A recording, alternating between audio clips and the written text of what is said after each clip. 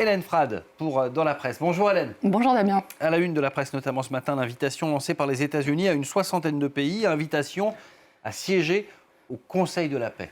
Et parmi les invités de la Maison-Blanche, la Russie de Poutine ou encore la Biélorussie de Loukachenko. D'après le Grand Continent, la revue française, seuls 8 pays ont accepté publiquement, du moins, et pour l'instant, de rejoindre l'organisation, dont l'Argentine de Milei et le Canada de Carney, qui a toutefois fait savoir, Damien, qu'il ne mettrait pas la main à la poche, qu'il ne verserait pas le milliard de dollars demandé pour obtenir un siège permanent. Mais qu'est-ce qu'exactement ce soi-disant Conseil pour la paix? D'après le Wall Street Journal, le quotidien américain, ce club diplomatique aurait pour ambition, je cite, d'attaquer de court-circuiter l'Organisation des Nations Unies, rien que ça. Et d'ailleurs, en tant que président, Donald Trump il disposerait de larges pouvoirs, notamment d'un droit de veto et du droit de nommer ou de révoquer des États membres. Le quotidien belge, Le Soir, confirme que le président des États-Unis cherche à fabriquer une instance parallèle à l'ONU, mais fait état de la méfiance et du doute chez de nombreux dirigeants, notamment au sein de l'UE. Des Européens toutefois divisés. La France, vous l'avez dit, a dit non, la Hongrie a dit oui. Mais la France menacée donc de droits de douane de 200% par Donald Trump sur le vin et le champagne. Conseil de la paix de Donald Trump, dont la mission affichée au départ était de mettre en œuvre la deuxième phase du plan américain pour la bande de Gaza. Et là encore, ça semble plutôt mal engagé. Haaretz rapporte que le Premier ministre israélien Benjamin Netanyahou dit être opposé à ce que la Turquie et le Qatar fassent partie du comité qui serait chargé de gouverner l'enclave palestinienne. Dans le Jérusalem Post, Samer Sinij-Laoui, qui est un responsable du Fatah, s'insurge, lui, contre l'absence de représentants politique palestinien. La reconstruction sans représentation politique ne résout pas l'instabilité. Il la reproduit, prévient-il. Plus véhément, The Guardian, le quotidien britannique, voit dans cet autoproclamé Conseil pour la paix, dont la charte ne mentionne même plus Gaza, un épouvantable projet néocolonialiste, un modèle dans lequel Gaza serait finalement réduite à un simple test de la puissance américaine. L'enclave palestinienne d'ailleurs où les conditions de vie restent épouvantables en plein hiver.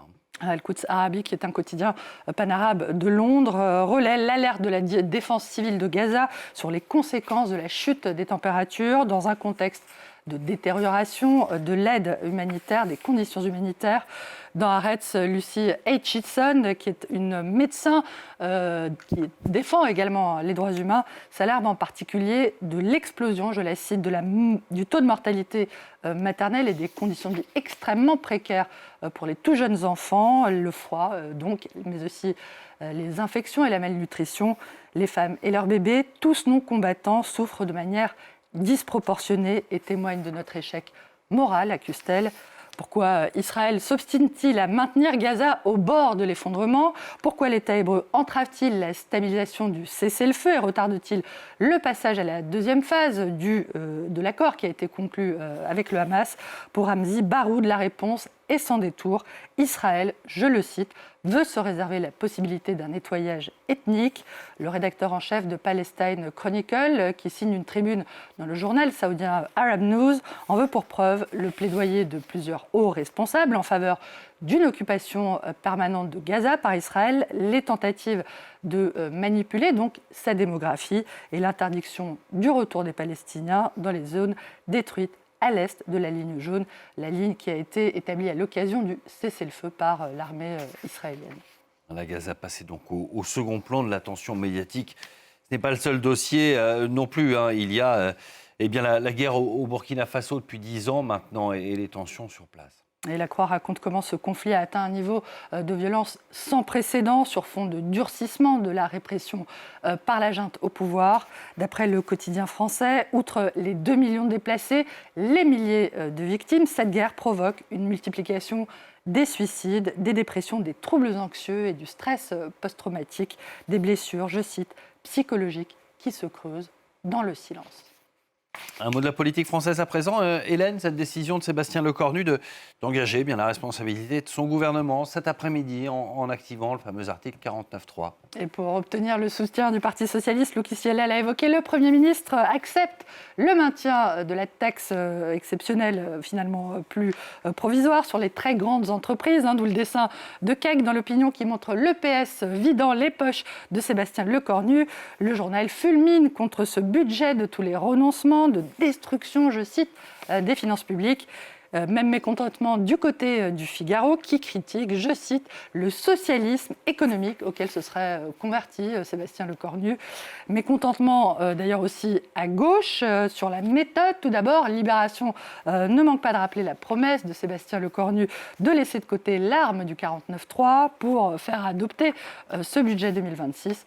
Et critique aussi sur le fond, avec Mediapart, qui dénonce les mesures annoncées pour éviter donc la censure, des mesures qui laissent penser que le budget 2026 sera finalement très proche de celui de 2025, c'est-à-dire toujours dominé par une logique comptable et néolibérale. On termine cette revue de presse, Hélène, avec une découverte scientifique étonnante à propos des vaches. La Libération rapporte effectivement qu'une chercheuse autrichienne a émis l'hypothèse que la non-intelligence du bétail en général et des vaches en particulier pourrait davantage relever d'un manque d'observation que de véritables limites cognitives des bestioles.